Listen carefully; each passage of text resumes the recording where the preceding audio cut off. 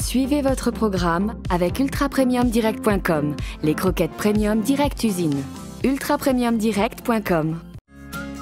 Retrouvez au cœur des refuges avec Fidanimo l'assurance santé de votre compagnon. Bonjour à tous, aujourd'hui on va aborder un sujet délicat et difficile mais qui nous concerne tous.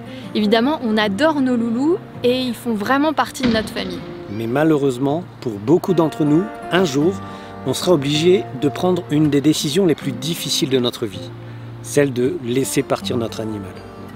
On a beaucoup hésité avant de faire cet épisode, mais dans Au cœur des refuges, j'ai toujours pris le parti de tout partager avec vous, que ce soit le positif comme le négatif. On a également eu l'autorisation de filmer une euthanasie pour voir vraiment comment ça se passe. Mais ça sera en fin d'épisode pour ceux qui ne souhaitent pas y assister. En attendant,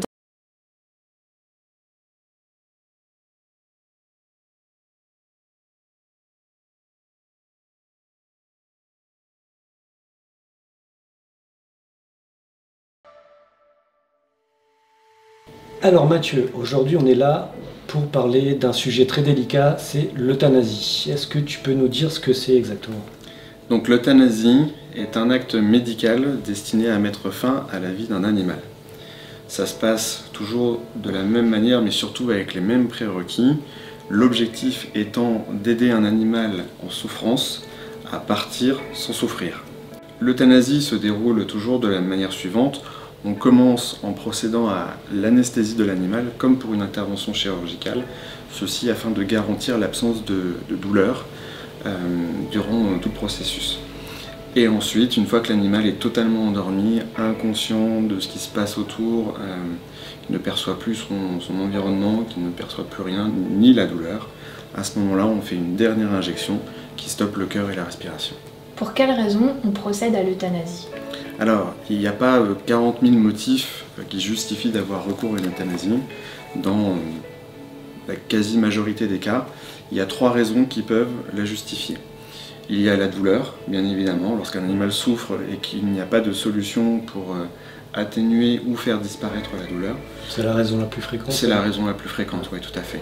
La deuxième raison, c'est l'anorexie, quand un animal est atteint d'une maladie qui l'empêche de manger. Et la troisième raison, c'est l'incontinence, qui est un motif un peu moins urgent d'euthanasie, mais qui peut être toutefois justifié pour des raisons hygiéniques et médicales évidentes, quand l'animal ne peut pas se retenir d'uriner ou de faire ses selles sur lui ou sous lui. C'est des situations qui sont quand même particulièrement compliquées à gérer à la maison. C'est quelque chose qui est régulier? Alors, j'aimerais répondre non à cette question. C'est quelque chose qui fait partie intégrante de notre métier et c'est probablement la partie la plus pénible. On a fait tous ce métier par passion des animaux et se résoudre à procéder à une euthanasie est toujours un moment moralement difficile, voire pour le vétérinaire un moment d'échec, puisque c'est la solution ultime quand on ne parvient pas à guérir un animal. Ouais, tu me l'as dit d'ailleurs avant-hier, quand on a filmé justement l'euthanasie de la petite Marlène, que pour toi c'était comme un échec en fait en tant que vétérinaire. Ouais. Et du coup, moi ma question c'est est-ce qu'on s'habitue à ça? Parce que c'est vrai qu'avant-hier on a filmé cette euthanasie, moi à la fin j'étais en larmes, enfin, voilà, t'as vu, d'ailleurs je m'excuse pour les images parce que ça a un peu tremblé à la fin, et je me demandais, est-ce que toi en tant que vétérinaire tu t'y habitues à ça? Alors, on s'y habitue jamais. Ouais. On le vit toujours aussi difficilement, c'est toujours un moment pénible, parce que souvent on est confronté à la douleur de l'animal. Il nous faut nous convaincre de la nécessité d'avoir recours à l'euthanasie. Et puis aussi, il faut faire face à la douleur du propriétaire qui est en train de voir son animal partir. Tous ces facteurs font que c'est un moment psychologiquement difficile. Et bon nombre de confrères et consoeurs sont affectés durant un temps plus ou moins long. Ça vous arrive encore des fois de craquer? Oui, bien sûr, ça arrive de pleurer avec le propriétaire. Quand on a passé plusieurs années à suivre un animal, on a partagé des moments de galère, des moments de joie, on est forcément impliqué. Et ouais, c'est quelque chose de difficile.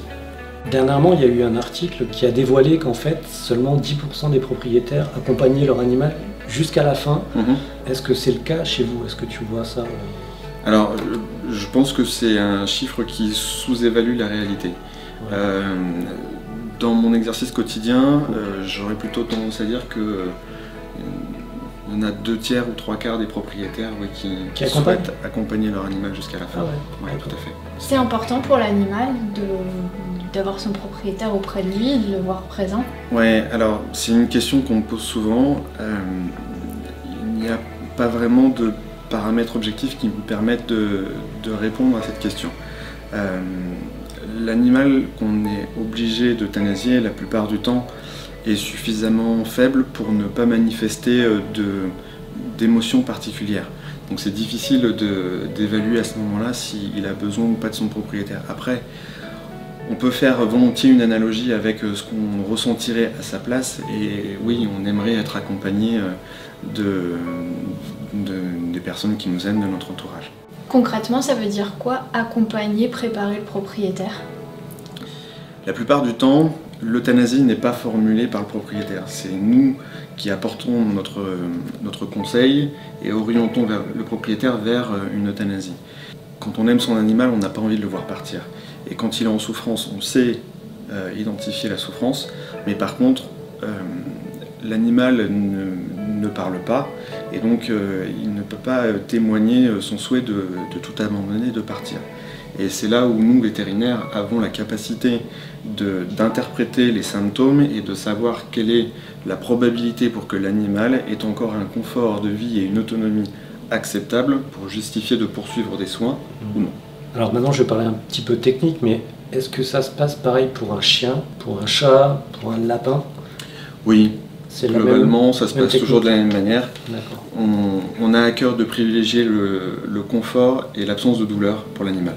Donc oui, systématiquement on pratique d'abord une anesthésie générale qui est suivie relativement rapidement d'une injection létale. D'accord. Quoi qu'il en soit, l'animal ne souffre pas. Non. Une fois que c'est fait, comment ça se passe après? Est-ce que tu restes avec les propriétaires? Est-ce que tu les laisses un petit peu seuls avec l'animal?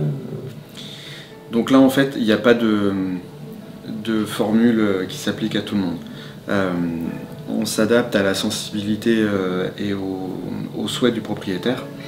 Certaines personnes restent jusqu'au bout du procédé et accompagnent leur animal durant les derniers battements du cœur. D'autres préfèrent partir avant et garder un souvenir vivant de leur animal. Ensuite, on accompagne l'animal jusqu'à la fin. Les quelques propriétaires qui souhaitent rester avec l'animal jusqu'au bout, parfois apprécient d'avoir un moment d'intimité avec leur animal avant de les quitter. Et médicalement parlant, qu'est-ce qu'on fait du corps? Donc après, les propriétaires ont le choix de récupérer l'animal pour l'enterrer s'ils le souhaitent. Là aussi, il y a une réglementation qui stipule de respecter certains points. La plupart du temps, les propriétaires ne peuvent ou ne souhaitent pas nécessairement vivre également cette épreuve difficile d'aller mettre leur animal en terre et nous confient leur animal pour le faire incinérer. Il y a plusieurs modalités d'incinération, toutes se réalisent dans le plus grand respect de l'animal. Alors, on a voulu aller jusqu'au bout de notre démarche et donc tu m'as autorisé à filmer une euthanasie, c'était pour la petite Marlène qui avait un cancer. Tout à fait. C'était il y a 2 jours, on l'a filmé au bloc. Par contre, il y a des images qui peuvent heurter la sensibilité de certaines personnes, donc voilà, à vous de voir si vous voulez regarder les séquences ou pas. Donc voici Marlène, une petite minette qui malheureusement a une tumeur, un cancer, et on va être contraint de la laisser partir. Elle ne se nourrit plus, elle est en train de mourir, de se laisser aller, et donc pour éviter qu'elle ne souffre davantage, on va l'aider à partir dans de bonnes conditions. Hein? Tiens ma puce. Les propriétaires n'ont pas souhaité venir en fait. Donc les propriétaires n'ont pas souhaité assister à cet acte difficile à supporter. Hein. C'est sûr que c'est toujours un moment très pénible pour eux. Très souvent les gens refusent d'y assister en sachant que voilà, on préfère garder un souvenir vivant de son animal.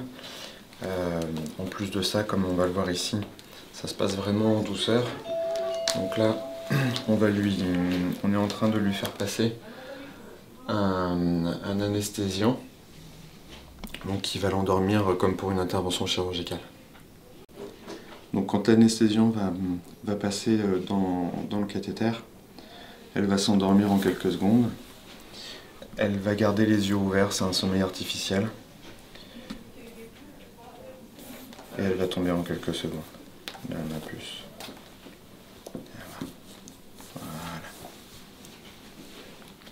Voilà.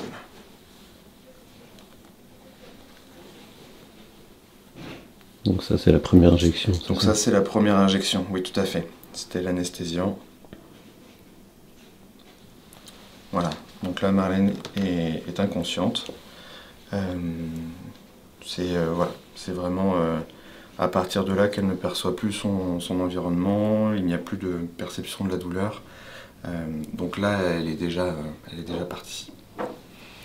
Et donc on va lui faire la deuxième injection, donc cette fois-ci un cœur Harrison qui va stopper le cœur et la respiration. Voilà, donc ça c'est l'injection irréversible et la plus difficile à supporter moralement. Donc elle sent rien du tout. Hein.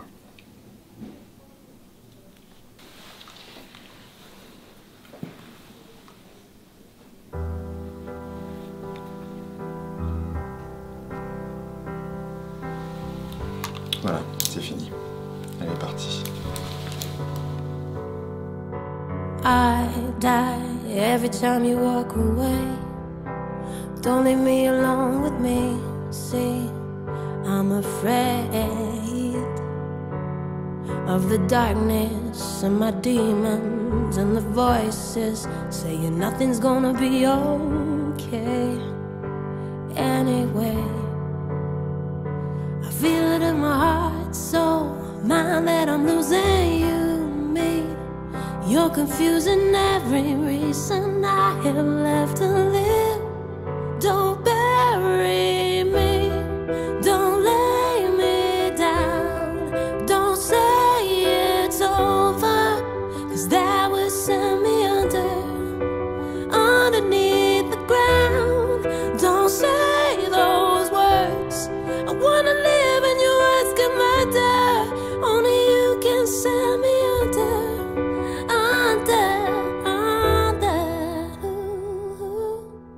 Lost trust, 21 grams of soul, all the sanity I ever